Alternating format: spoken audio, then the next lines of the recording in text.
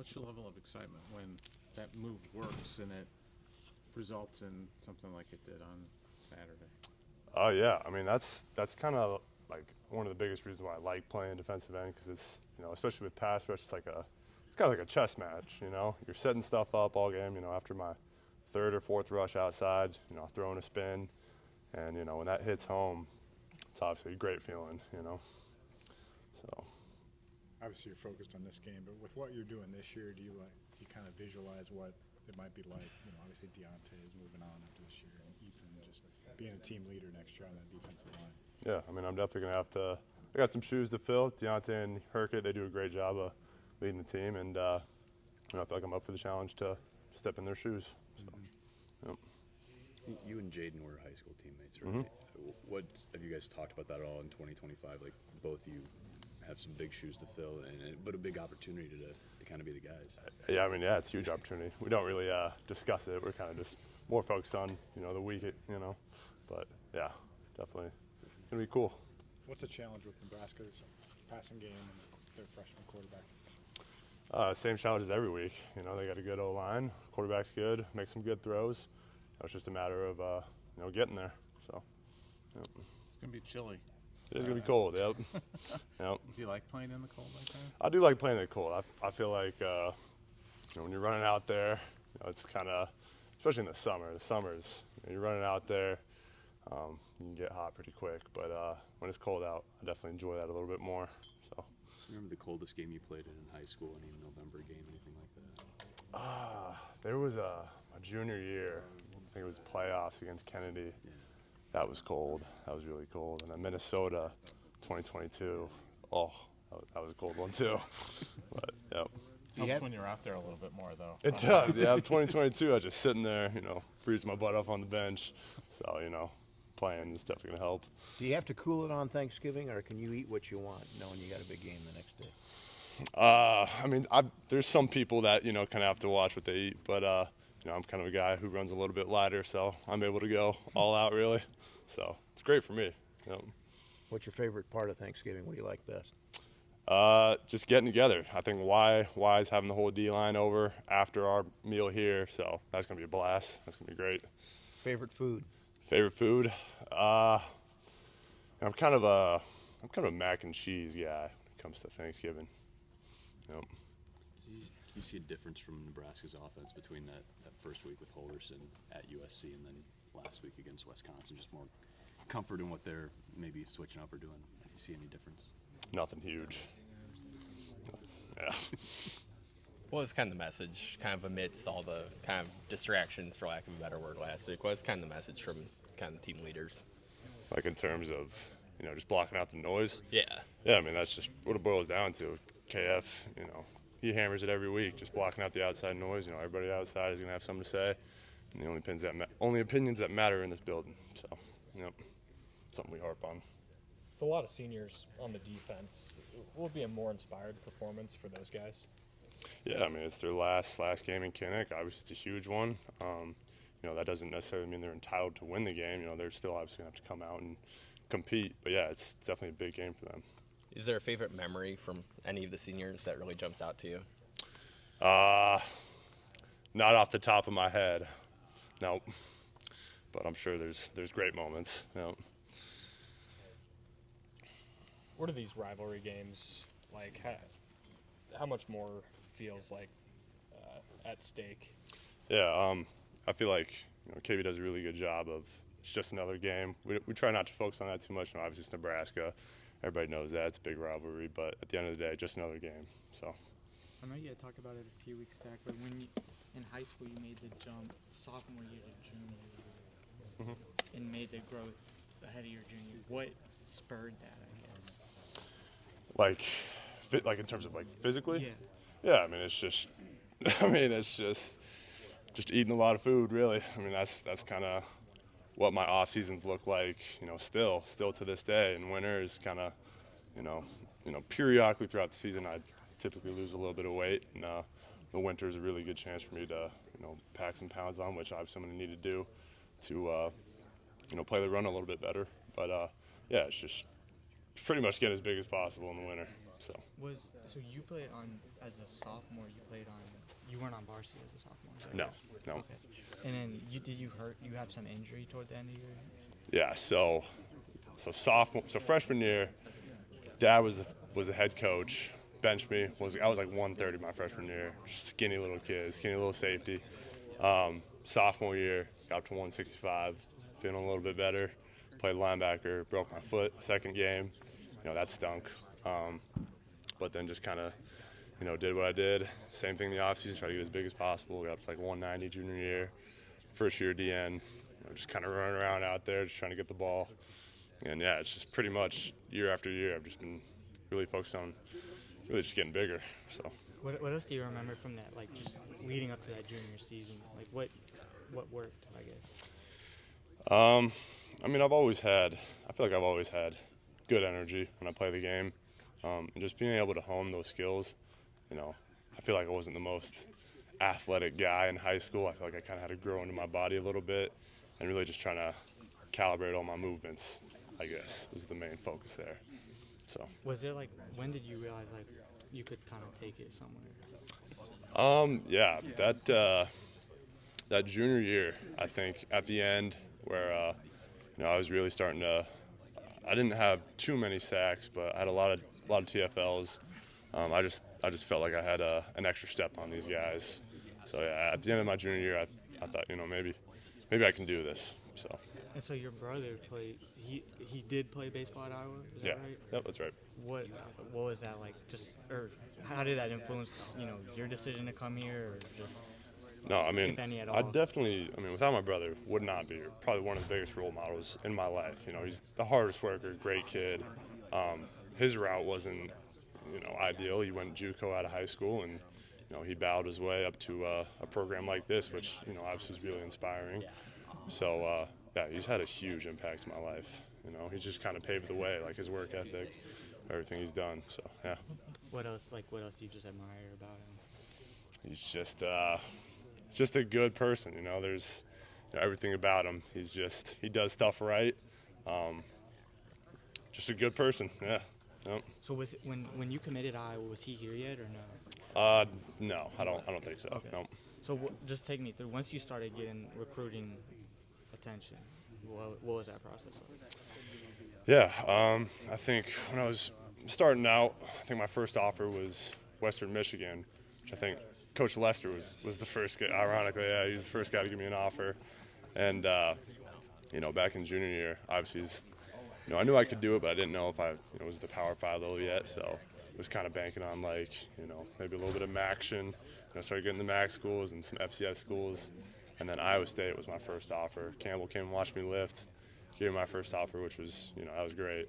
But ultimately, it kind of decided if I wanted to be tight end or DN, and wanted to be DN, and wasn't a huge fan of the idea of playing in a 3-4 just because you're eating a lot of double teams. But yeah, ultimately that's just what it boiled down to. I knew I wanted to stay in the state, and yeah. Yep. So was it? I read somewhere that said after you had committed, and then is it Alabama, Notre Dame? Did they reach out to you after you committed? So Notre Dame, they wanted me to run some routes for them, and play tight end there. And then Alabama, their recruiting coordinator was trying to get me on the phone, but at that point, I wanted to go to Iowa. So. Why? Why did you not even entertain? What made you feel so strongly about Iowa? Just the culture here. It's something I said a couple weeks ago, but they're just so unique in the way that, it's just strictly business here. There's not a whole lot of, especially KB. KB's one of the only guys that is just unapologetically himself, just tells it how it is. He's seriously one of a kind. KB is, he's great. Great coach, but he's just, he really embodies the Iowa culture. Just not a lot of flashiness, just let's go to work. And yeah, that's what I love the most. Was it him and Neiman that kind of recruited you? Yep. Mainly Neiman, but yeah, saw KB on the junior day visit. Was able to chat with him a little bit, and he doesn't sugarcoat things. A lot of these recruiters, they like to hype you up, but not KB. KB says how it is, and that kind of earned my respect. So, yep. Thanks, man. Yeah, no problem. I haven't seen too many people with Carhartt sandals. You know. Yeah. I'm not I'm kind of I don't know, just like to be on the move a lot. Don't really have time to put socks on, you know. Yeah. Who do you study for your pass rush moves? That's a good question. There's a lot of guys in the NFL. I think I probably got a top 3. Obviously, I think a lot of people make the comparison to Max Crosby. Crosby's definitely one of them. Hassan Reddick, he's kind of a smaller guy for the Jets, but he's got really good moves. He's really technical. He's surgical with his moves. And then TJ Watt, obviously, you know, some of those guys. So. Yeah, you're built kind of between the Watts in size. I mean, Yeah. You know, I covered JJ. I'm old enough to cover JJ Yep. and TJ. Yep. But, so what do you take away? You know, what's one move or what's one something that you've watched, you've studied, you like that you've tried to apply to your? So Hassan Reddick, he's got one of the best cross chops I've ever seen. It's just he's so good at it, and that's definitely one of the moves. The spin, I feel like I kind of have my own. There's a couple of ways that I set the spin up. There's different footworks that I use, different approaches. I feel like I'm unique in the way of the spin. The long arm, AJ Epinesa, he was really good at the long arm. I've kind of been able to get that as my main power rush. And then, I mean, yeah, that's pretty much it. How do you get good penetration when a lot of times, I think most times, especially when you run a 2-gap, your first step's lateral? That's something I'm still trying to figure out. Yeah, it's an ongoing process, and I think you know, when I gain more weight, that's going to come easier. But yeah, that's something that playing D-line you're going to have to figure out. Well, you know, playing heavy 5 a lot of times, you know, your head up. Yep. You know, there's not a lot of gap. Yep. You know, you got to move the gap in some ways. How do you do that? Yeah. So the biggest thing is obviously, you know, you gotta look at your keys. The biggest advantage you can get as a D lineman is to have an indicator on where the play is going, so that, you know, you can have some confidence. You can beat this guy first step, like off the snap. The backfield formations, sometimes tackles will look where they're going. Depends on who you're going against, but yeah, just picking up on little things really. A lot of times it's the alignment. You can tell, like, you know, where their Yep, back yep. leg is placed. And, Absolutely. You know, and everything. Do you spot that on video a lot of times? KB's really good at that. You know, sometimes I think it was Wisconsin, our tackle, and he was in a squared stance, it was a run, and when he had a stagger, it was a pass. KB does a really good job of picking up on small details like that. So, yep. How did that help you guys that day? I mean, you pretty much knew they were tipping it off. Exactly. Yep. We've also done a better job. I think last game we were doing it when we saw it. Maryland, both their guards when it was a pass. It was a 2-point stance. So, you know, I saw that. We kind of point to the sky to let the guys in the back end know that it's going to be a pass. So, yeah, that's something we're getting good at. As far as playing heavy 5, but also, you know, keeping your gap integrity in the run game, how do you feel like you're progressing in that part of the game, and how far do you need to go? So I feel like I've done a good job of, you know, I feel like the hardest thing is reacting. The reaction is by far the hardest thing as a heavy 5, because if your gap moves to the left or the right, you got to have perfect steps or you're just not going to be in your gap. And something I need to improve on definitely is, you know, I feel like I'm kind of a taller guy. Definitely got to improve on the pad level. That's something that, you know, both, you know, Y and I can work on. Right. So, yeah. No. How did the spin move kind of start? Is that something you did in high school? Is it something KB thought you'd be good at? Yeah, that is something, again, in high school, very raw, first year DN, junior year, didn't really know how to pass rush, didn't really have the rhythm to really throw moves at the right time. But one move that I could do was the spin. And that my high school coach, he played at Simpson, and I think he was kind of decent at the spin move, so he kind of showed me how to do it. It wasn't as, I feel like it's gotten faster over the years. It was kind of a little awkward in high school, but you know, freshman year when I'm doing one-on-ones, you know, I don't know what to throw, so I'm gonna go with my bread and butter. And you know, at first they were not a fan of it, especially Ferentz. You know, I feel like he's a little bit old school, and you don't really see a whole lot of DN spinning and stuff. But I just feel like it's been productive. So if it's productive, then they're ultimately going to be okay with it. But yeah, I mean, I've been working on it, you know, since I've been here. So Looking ahead a little bit with Deontay graduating. yeah, no problem. And I think Hurkett could come back if he wants to. I don't know. You probably I'm maybe not talk really. to him about it. I don't know. I'm not really Okay, sure what's sure. going on there, but Who is? yeah. But chances are you'll have an opportunity to step into that starting lineup. Have you thought about that much? Are you looking forward to it? I mean, yeah, obviously. I mean, the more snaps, the better. I feel like I'm definitely in the position to take on that role. But as of right now, I'm just kind of focused on the next game. So, Thanks. yeah, When no it, problem. when it comes to Nebraska, this game's been decided by one score for every single time since 2018. When you are going into a game that you know is going to be a tough one, it's a rivalry game. What's the mentality you need to be to make sure to steal from Hurkett last week that you're ready to go? Yeah, that's a good question. Obviously Nebraska rivalry.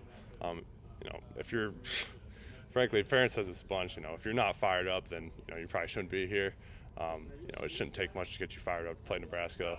But then again, it's just another football game. We can't really blow it up, more than it is. But yeah. Growing up an Iowa kid, did you grow up a Hawkeye fan? I was kind of both my parents went to UNI. Okay. So I didn't really have I liked, if Iowa and Iowa State were playing, I'm kind of an underdog guy. So, really whoever the underdog was. But no, I didn't really have a favorite. Okay, because my question was going to be this Nebraska rivalry wasn't always a rivalry at the start when they first started playing it, but I was going to ask when it became a rivalry for you or when you knew it was a rivalry, I guess. I honestly do not know. Okay. Yep. All right.